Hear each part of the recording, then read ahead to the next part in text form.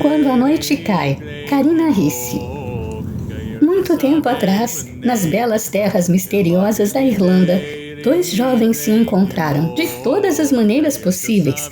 Da amizade nasceu o querer, do anseio brotou a paixão e dela o amor.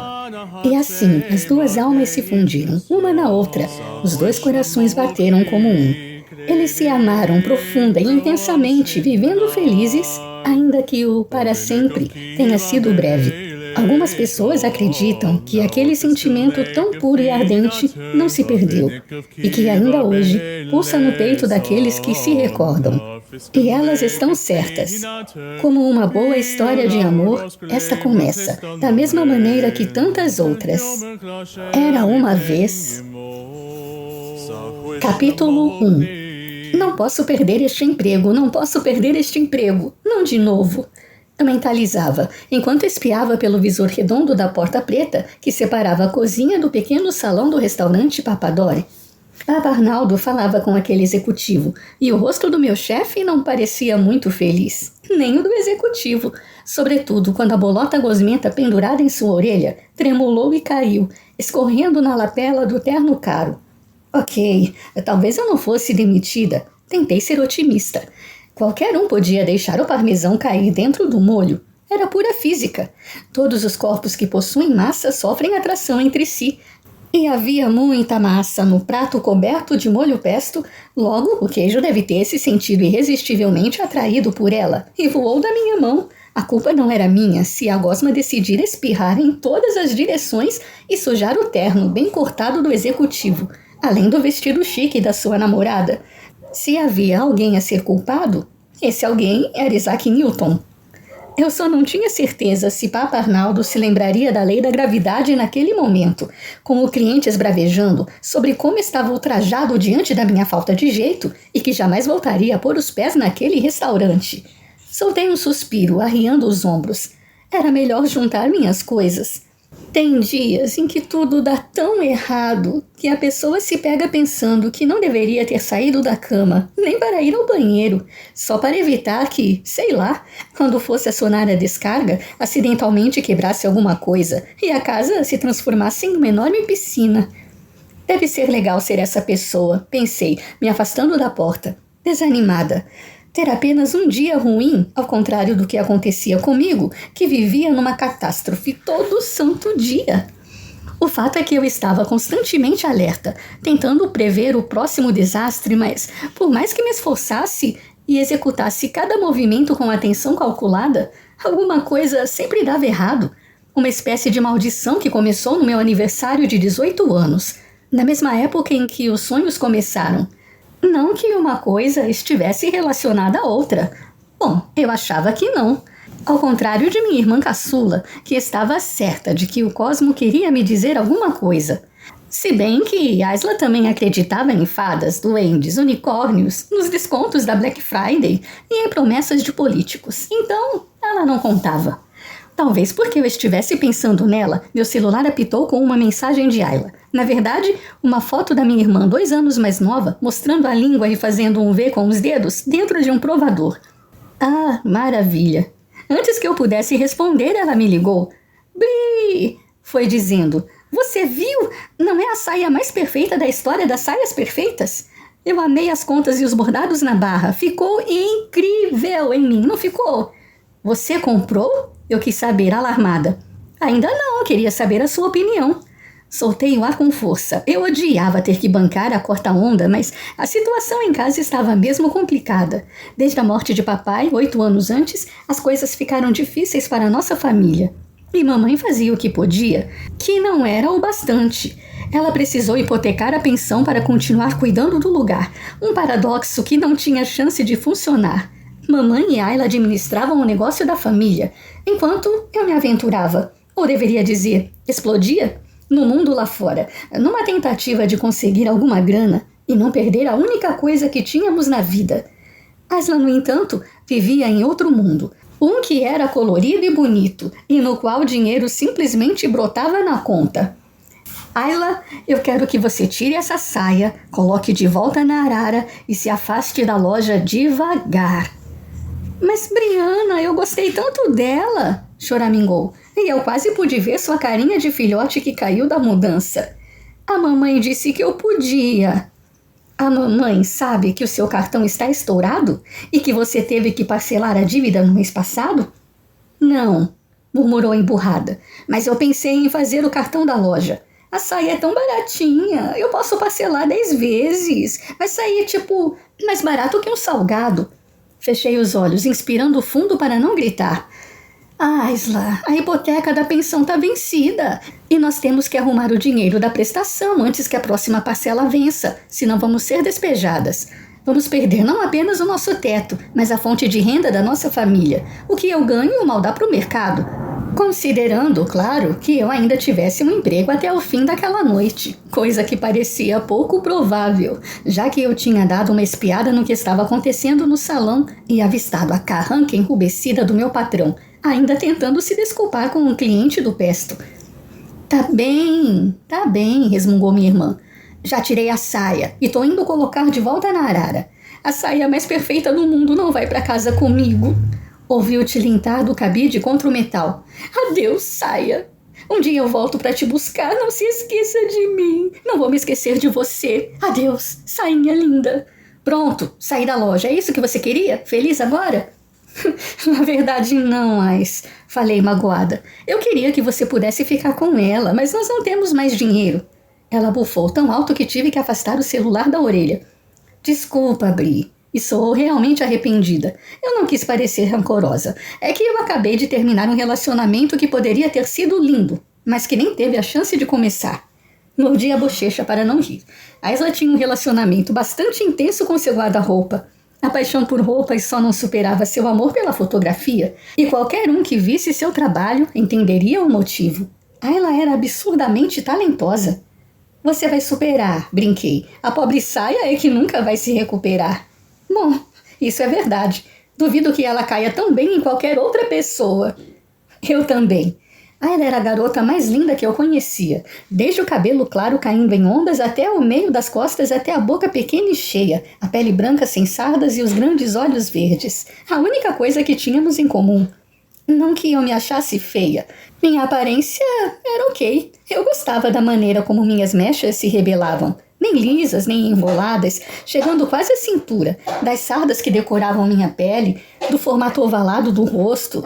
Só que, sendo constantemente classificada como exótica por causa do rutilismo, o nome chique da ruivice, eu sempre me sentia uma cacatua roxa, com topete turquesa à la Elvis Presley e uma brilhosa cauda fúcsia, ou coisa do tipo. Ao virar o rosto em direção à porta, vi a cara furiosa de Papa Arnaldo, enquadrada no visor, a caminho da cozinha. Apreensiva, tratei de me despedir de minha irmã e guardei o celular no bolso da calça. Algumas pessoas diriam que meu nervosismo era infundado, que Papa Arnaldo era um doce de pessoa, sempre tão alegre e ficava muito bonito quando sorria, o que, infelizmente, não acontecia com tanta frequência se eu estivesse por perto. Sobretudo se eu estivesse por perto. E eu não tinha entendido ainda porque ele gostava de ser chamado de Papa, já que não tinha filhos, mas, ei, quem sou eu para julgar as esquisitices dos outros? Já bastava ter que lidar com as minhas. A porta preta se abriu com um supetão. As dobradiças vai e vem reclamando com um rangido alto. Os olhos raivosos de Papa Arnaldo me encontraram. Ai, merda, ele ia me demitir. Aquilo ainda não tinha acontecido. Naquela semana, quero dizer, e eu tive a esperança de que dessa vez conseguiria manter um emprego por mais de 5 dias. Por que, menina? Arnaldo grunhiu. Por que você tinha que atender o Sr. Salman? Por que tinha que sujar um dos maiores críticos gastronômicos do país? Ah, isso explicava porque meu chefe me lançou um olhar do tipo: suma daqui agora, eu vou ter que te colocar dentro do processador. Ninguém me avisou que ele era importante, Papa. Eu teria passado a mesa para outra pessoa. Todos os meus clientes são importantes, rebateu bufando. Nervosa, comecei a retorcer o avental. A calculadora e a caneta caíram do meu bolso. O olhar de Papa Arnaldo se inflamou ainda mais. Droga! Por que, Briana? Por quê? Ele esfregou a boca com raiva enquanto eu me abaixava para pegar minhas coisas do chão. Porque você sempre faz tudo errado. Em menos de uma semana aqui, você já derrubou comida em 9 clientes. 9! Para enfatizar seu argumento, enfiou aquelas mãos imensas na minha cara e ergueu 9 dedos. Bateu a bandeja na cabeça de um senhor de 80 anos, quebrou 6 copos e um garfo. Como é que você foi capaz de quebrar um garfo de aço inox, pelo amor de Deus? Eu não tenho certeza. E ainda bem que ele não soube do incidente com um troço de flambar. Pensei com meus botões me endireitando e jogando minhas coisas de volta ao bolsinho. Mas eu tenho. Você é um imã de desastres, esse é o motivo. Papa Arnaldo tinha razão. Eu era mesmo um imã de desastres. Com 23 anos, minha lista, além dos acidentes mencionados anteriormente pelo meu patrão, incluía 1. Destruir 2 TVs no meu primeiro dia, em uma loja de eletrodomésticos. Tudo o que eu precisava fazer era espanar o pó da loja. As TVs estavam dispostas de costas uma para a outra. Havia uma manchinha no canto da tela de uma delas e, ao esfregar, percebi tarde demais que a televisão não estava tão firme quanto parecia e ela tombou sobre a de trás. Ambas se estatelaram no chão tão depressa quanto me mandaram para o RH. 2. Derrubar uma seção inteira do supermercado. Terceiro dia no emprego. Minha função era repor os produtos na prateleira. Eu tinha colocado o último frasco de amaciante no lugar e não percebi que um dos pés que sustentavam a prateleira simplesmente se partira. A estante tombou sobre mim. Ganhei 7 pontos no antebraço e uma carta de demissão. 3. Deixar uma moça quase careca. Segundo dia em um salão de beleza. Função lavadora. Eu deveria remover os papelotes das mechas e lavar os cabelos da moça. Aparentemente usei o shampoo errado, que reagiu com o produto que ela havia usado. Os fios começaram a soltar fumaça e se desprenderam da cabeça dela. Talvez um dia isso me rendesse alguma coisa. Quem sabe um dia eu pudesse escrever um livro, Minha Vida e Outros Desastres, por Briana Pinheiro. Mas Papa não estava interessado em minha falta de sorte, nem em meu possível romance. Me dê um bom motivo para não te demitir agora mesmo. Cruzou os braços, bufando. Eu sinto muito, Papa. Juro que estou me esforçando. Eu realmente preciso desse emprego. A pensão da minha família não está indo muito bem. No fundo do poço era outra maneira de dizer. Isso aqui é um restaurante, Briana, não uma instituição filantrópica. Rebateu de pronto. Eu sei disso. E tudo o que eu peço é mais uma chance, só mais uma. Prometo que vou ficar mais atenta, juro. Papa pressionou a ponte do nariz grunhindo, e eu prendi o fôlego, levando as mãos ao peito aguardando. Meus dedos se encheram de gosma verde. Eu os esfreguei na frente do avental enquanto vi a impotência se assentar no rosto grave de Arnaldo e quase desmontei de alívio. Muito bem, Briana. Mais uma chance, ele disse resignado, e apontou um dedo grosso para mim. Mas um errinho, um palito que você deixar cair e eu te coloco para fora do meu restaurante. Obrigada, Papa. Tive que refrear o desejo de me ajoelhar diante dele e beijar suas mãos. Você não vai se arrepender. Espero que você esteja certa, porque alguma coisa me diz que antes de o dia acabar, eu vou lamentar essa decisão. Começou a se afastar, mas parou diante do prato de massa e camarões sobre a bancada. Por que isso ainda está aqui? É da minha mesa, já vou levar, sem derrubar nada em ninguém. Por favor, Deus. Papa apontou 2 dedos ameaçadores para mim, antes de voltar à área do imenso fogão industrial, local em cuja porta havia uma placa com os dizeres somente pessoal autorizado, na qual um engraçadinho rabiscou embaixo com caneta vermelha, exceto a cabeça de fogo. Ha, ha. Voltamos à 5ª série. Não que isso me incomodasse hoje em dia. Cresci ouvindo piadinhas sobre meu cabelo. Na escola ninguém me chamava pelo nome. Era sempre ferrugem, cenourinha, cabeça de fósforo, foguete, água de salsicha, pica-pau, pomarola. Crianças podem ser muito cruéis. E colegas de trabalho também. Ajeitando o prato sobre a bandeja e segurando com as 2 mãos, empurrei a porta preta com as costas. Assim que cheguei ao salão, com suas mesas cobertas por toalhas brancas de linho, o belo lustre de cristal lançando minúsculos halos cintilantes nas cortinas, firmei os dedos e mirei meu alvo, começando a caminhada. Desviei das mesas, cadeiras e pessoas que passavam. Era parecido com uma corrida de obstáculos, com a diferença de que eu equilibrava coisas quentes e gosmentas. Ok, eu posso fazer isso. O ocupante da mesa 6, um cara na casa dos 30 anos que se vestia como um adolescente, estava concentrado em seu iPad e mal notou minha chegada. Mesmo assim, coloquei um sorriso na cara e prendi a respiração a 3 passos dele. Só mais um pouquinho e... Aqui está, senhor. Acomodei o prato com muito cuidado diante dele e tive que reprimir minha dancinha da vitória. Nada no chão, nada sobre a mesa, nada na cabeça ou na calça de ninguém. Eu estava pegando o jeito. Obrigado. Pode me trazer mais azeite? Esse aqui acabou. Inclinou a garrafa vazia sobre a mesa. Volta em 1 minuto. Peguei o frasco e o coloquei na bandeja. Foi então que minha falta de sorte resolveu dizer Ei, espere por mim. Enquanto eu me virava, a garota na mesa ao lado, que discutia acaloradamente com a namorada, se levantou, gesticulando muito exaltada, e esbarrou a mão na beirada da minha bandeja. O vidro de azeite rodopiou de forma pouco natural. Ai não. Tomada pela urgência, tentei equilibrá-lo e impedir que se estatelasse no chão ou na cabeça de um dos clientes, mais provavelmente. Só que acabei esmagando a mulher da mesa de trás, que por sua vez levava o garfo à boca, e o deixou cair sobre o colo. Ela começou a berrar comigo por ter sujado seu cavale. Não que eu soubesse o que isso queria dizer, e jogou o guardanapo na minha cara. Sobressaltada, eu me contraí, e a coisa toda desandou. A garrafa de azeite saiu voando e foi se alojar feito um míssil no lustre de cristal, também conhecido como muito caro, acima da minha cabeça. A garrafa, alguns cristais e 2 lâmpadas se estilhaçaram e eu só tive tempo de cobrir a cabeça com a bandeja para me proteger. O plim, plim, plim produzido pelos cacos se misturou à gritaria e aos sons de cadeiras tombando.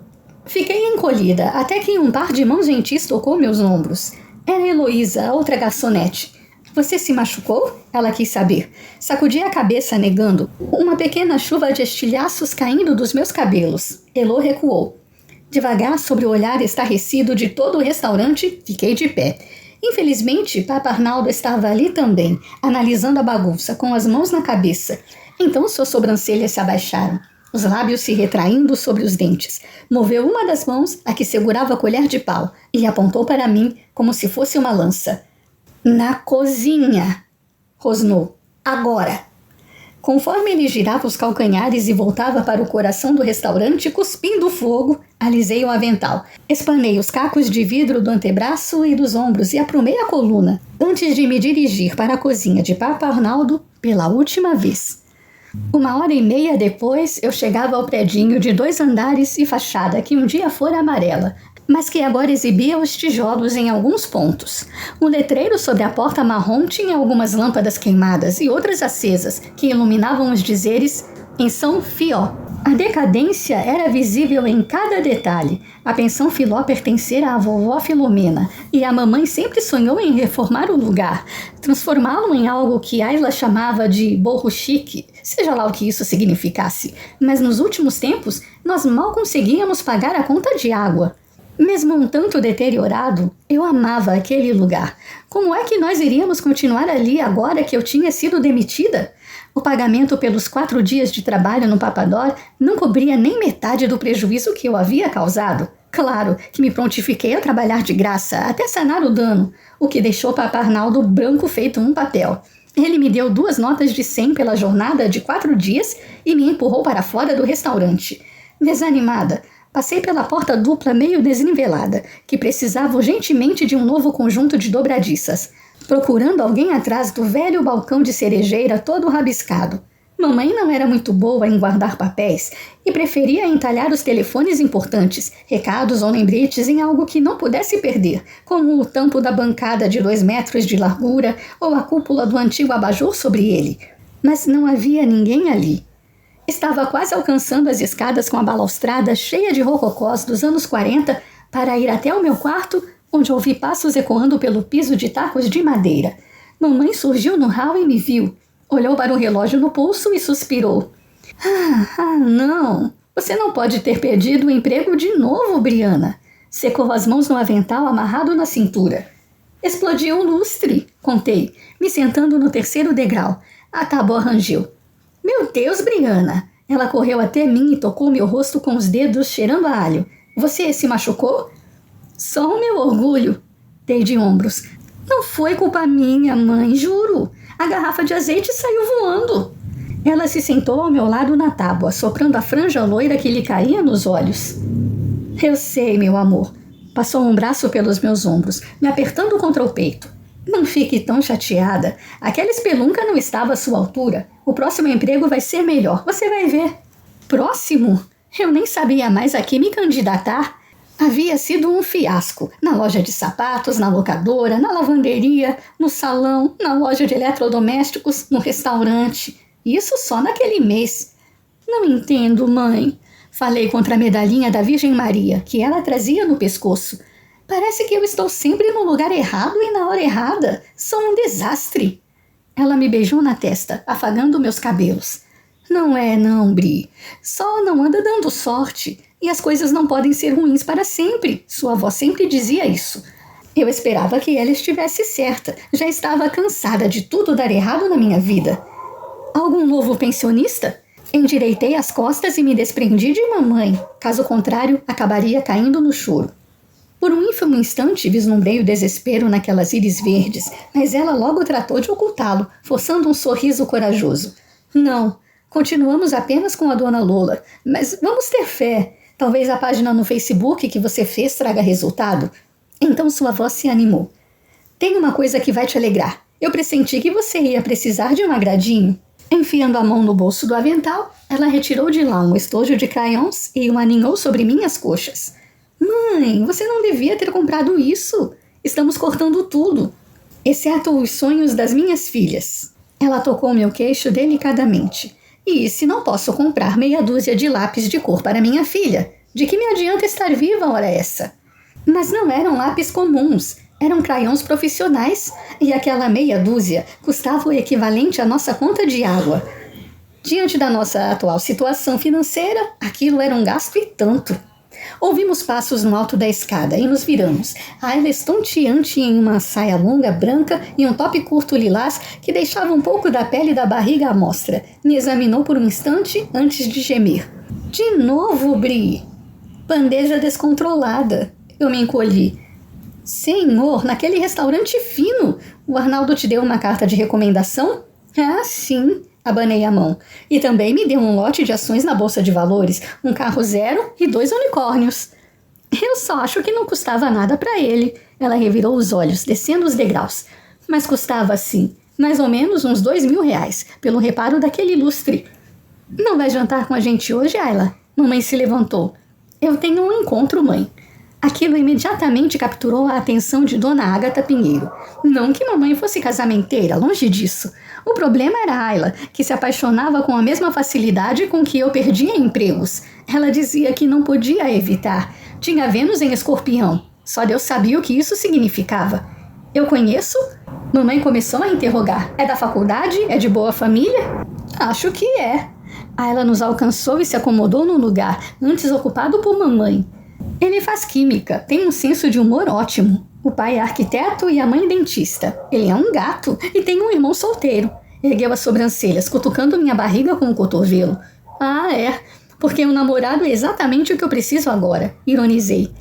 Ela sempre me ajudava agendando entrevistas de emprego e escolhendo as roupas que eu usaria para causar boa impressão, e eu era muito grata. Mas ela também tentava marcar encontros para mim, com amigos dos amigos de seus amigos.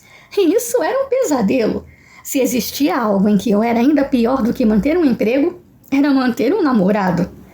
Não existe nada ruim o bastante que não possa piorar, é o que a vovó dizia. Ela brincou. Isso é verdade, mamãe concordou, ajeitando uma das ondas de sua caçula. Não volte muito tarde, Ayla.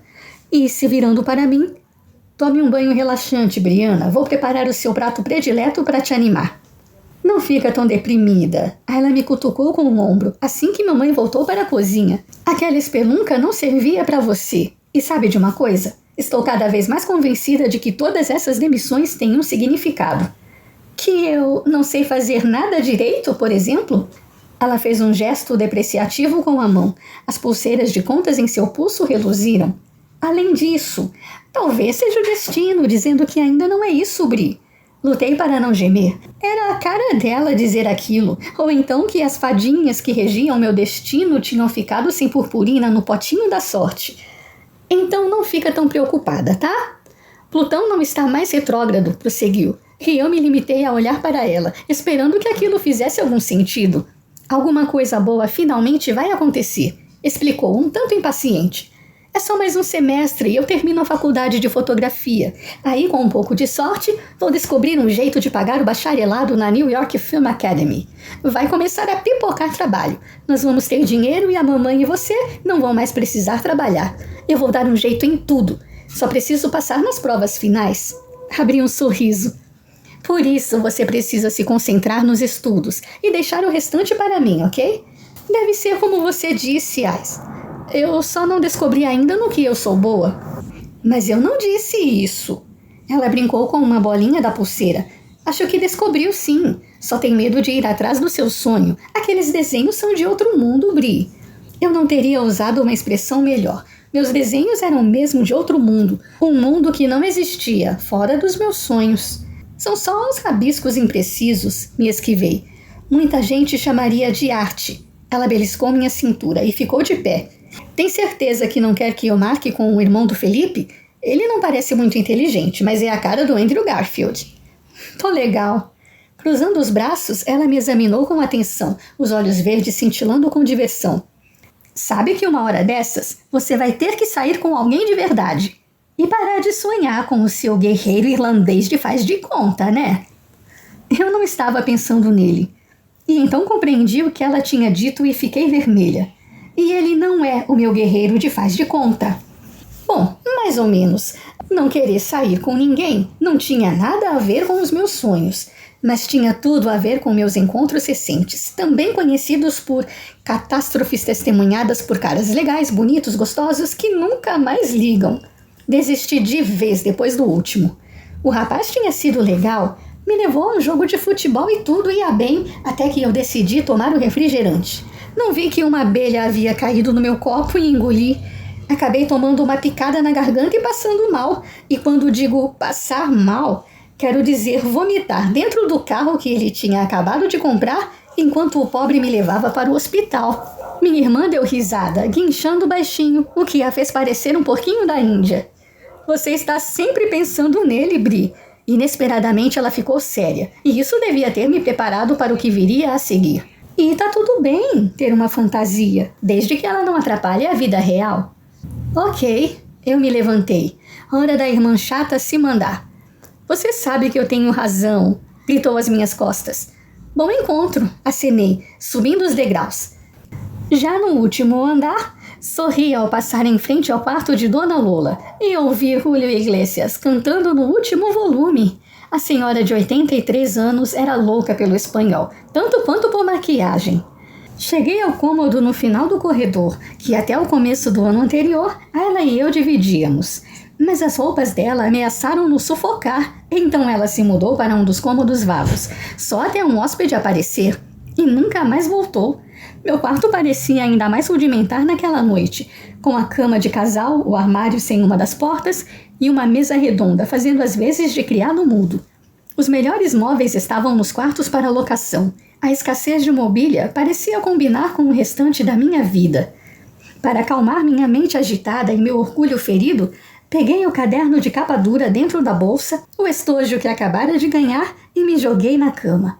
O grafite começou a deslizar aleatoriamente pelo papel. Isso sempre me ajudava a pensar. Ok, eu podia tentar um novo empréstimo, mesmo que estivéssemos enroladas até o pescoço com a hipoteca. Mas o que iríamos fazer agora? Como pagaríamos a hipoteca se apenas um quarto estava ocupado? Não ter formação acadêmica sempre me atrapalhava para conseguir uma colocação com um salário razoável. Mas eu jamais diria isso em voz alta. Não queria magoar mamãe, que se ressentia por não ter conseguido pagar minha faculdade na época. E também não queria chatear minha irmã, que se sentia um peso por estar correndo atrás de seu sonho e de uma vida melhor. Sem conseguir pensar em nada, parei de rabiscar e analisei o que havia desenhado. E gemi. Saco! Lá estavam aqueles olhos amarelos, como um topázio, me observando outra vez. Os malares altos, o nariz retilíneo, o furinho no queixo, o cabelo, em todos os tons de marrom até o dourado. Parecia balançar sobre os ombros generosos e nus, mas deixava a tatuagem para lá de sexy à mostra. Um guerreiro celta, em todo o seu esplendor. Aisley estava certa, eu não conseguia tirá-lo da cabeça nos últimos tempos. Claro que sonhar com ele quase todas as noites nos últimos 5 anos não contribuía em nada. Eu não sabia por que isso acontecia. Não entendia por que, ao completar 18 anos, passei a sonhar com alguém que não existia, com um lugar que nunca visitei. E não era sempre o mesmo sonho, como uma obsessão ou coisa assim. Era mais como um seriado, a que apenas eu assistia. Às vezes havia reprises, mas nunca cheguei ao episódio final. A menos eu achava que não. Nesses sonhos, eu não era exatamente eu, Brianna, mas uma jovem, encrencada até a medula. Ok, tecnicamente, estar prestes a ser despejada não era uma vida de sonhos, mas pelo menos eu não tinha que fugir de ninguém, a menos que aquele crítico gastronômico viesse atrás de mim com a conta do alfaiate. De qualquer forma, alguns desses sonhos me faziam acordar com a cara toda quente e uma estranha, porém familiar, sensação de perda. E o protagonista, um cara definitivamente gostoso e um pouquinho fora de moda, digamos, uns 6 ou 7 séculos, não me saía da cabeça, mesmo quando eu não estava pensando nele. Nos últimos tempos, ele estava me atrapalhando um bocado. Sempre que eu tentava retratar alguma coisa, uma paisagem, um cachorro com a cara engraçada que eu tinha visto na rua, acabava me perdendo nos rabiscos. E quando examinava o resultado final, lá estava o rosto do guerreiro estampado no papel. Era irritante. Assim como também era um aborrecimento constatar que o romance que eu vivia na minha imaginação parecia mais real que qualquer outro que eu tivesse vivido de fato. Embora eu jamais fosse confessar em voz alta, ir para a cama havia se tornado o meu momento preferido do dia. Eu ansiava por isso, voltar para o meu guerreiro irlandês. Porque, no sonho, ele sorriria e eu me sentiria completa. Assim que ele aparecesse naquela noite, eu me sentiria plenamente feliz. Eu sei. Eu estava apaixonada por ele. Então, a verdade é esta. Eu estava desempregada, prestes a ver minha família ser jogada na rua e apaixonada por uma fantasia. Muito bem, Brianna. Injuriada com minha própria estupidez, fechei o caderno com um movimento brusco e fui para o banheiro. Enquanto ligava o chuveiro e esperava o velho aquecedor acordar e fazer sua parte, me peguei desejando que minha irmã estivesse certa dessa vez, que algo bom finalmente fosse acontecer em minha vida.